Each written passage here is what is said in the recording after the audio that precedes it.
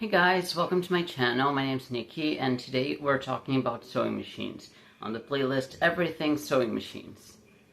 So we're gonna talk about the types of sewing machines. There are a lot of classifications for types of sewing machines, so I'm gonna go through all of them, okay? So let's start with manual versus computerized versus electronic. So manual sewing machines are the ones that you're probably most used to. They have manual settings, you control everything manually, no screens, no nothing. The vintage sewing machines are usually like that. They are more reliable because there's less stuff to go wrong. So if, for example, you could fix it at home. Like, if you have some sewing machine oil, some screwdrivers, you're good to go. But with like computerized machines and electronic machines, the software part of it is a little bit more complicated. So with manual, they're more reliable. There's less stuff to go wrong and they're sturdier. They're also usually heavier because of that. They're simpler, they usually have less stitches, which is not necessarily a bad thing. Because if you have a straight stitch and a zigzag stitch, you can basically sew everything, right? So you don't necessarily need all the fancy stitches. It really depends on what you are doing and how you're doing it.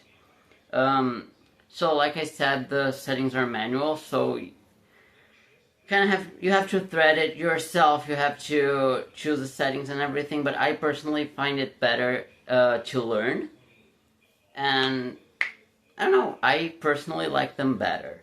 My favorite machines are the manual machines. Now the computerized ones, they're quieter, they're more user-friendly, they have bonus functions, they're way more expensive. The repairs, like I said, are a bit more complicated because of the computerized part, and they're more delicate. You know, they can break. And we have also electronic sewing machines, which are in between the two. Like, they have buttons and stuff, but they're not completely computerized. So, like I said, it's a balanced reliability. It can break a little easier, but not as easy as the computerized one. It's kind of easy to maintain. It's sturdy, but not as much as the manual one. It has more stitch options than the manual, but less than the computerized. Has dial controls or push buttons. It doesn't have touch screen. And the price is moderate. Now we have also domestic and industrial. Domestic machines are smaller. The motor in the industrial machine is out of the body of the machine. So it's like a whole table, it's a whole setup. With the domestic machines, they're just the machine. The motor is built inside of the body of the machine. So they're portable, they're usually multifunctional, we call them multi-stitch. While the industrial ones usually only do one job, but does it very well. It's easier to use and maintain the domestic ones.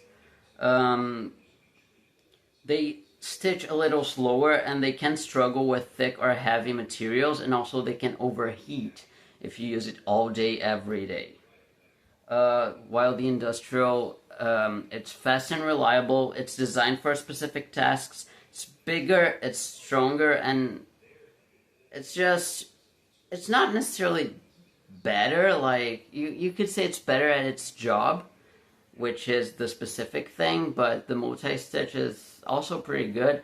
And I don't know, it depends on what you're doing, you know? If you really care about, like, your top stitching, you really care about stitch quality and stuff like that, then maybe an industrial would be something good to look for. Or if you work for hours and hours on end, or you need a machine for a factory that's going to be used by multiple people on multiple shifts, maybe you'll want an industrial, but I personally use domestic ones, and I am a tailor.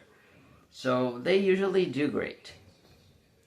Now we have other types of machines, which would be embroidery machines, sergers, cover stitch, which are machines there for other tasks. like different from your usual sewing machine. So we have like the embroidery machine. It uses the embroidery hook, and you it stitches the embroidery designs and stuff.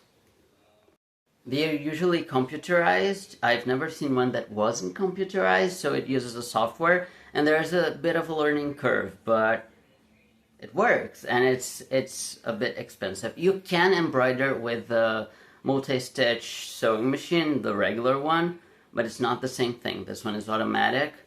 The embroideries that you can do with the regular sewing machine, you would have to do like free motion embroidery, which is a completely different thing.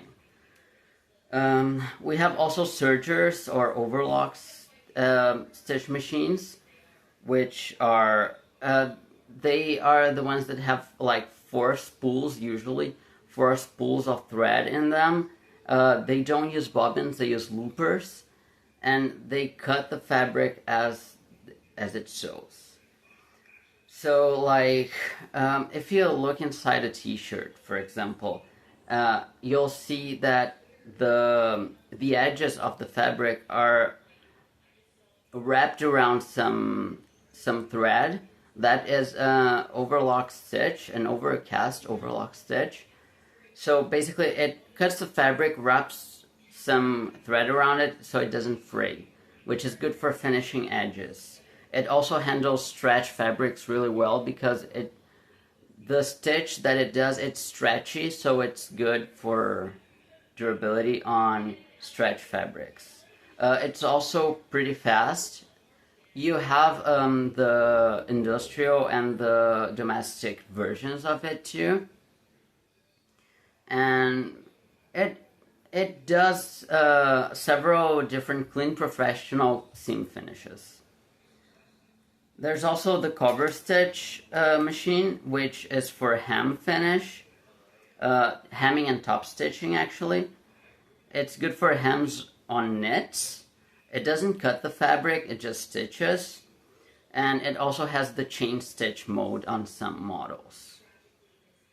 And that's pretty much it. Like, these are the most famous and most common types of sewing machines. I hope this video helped you. And that's about it. Thank you so much for watching. I'll see you next time. Bye-bye.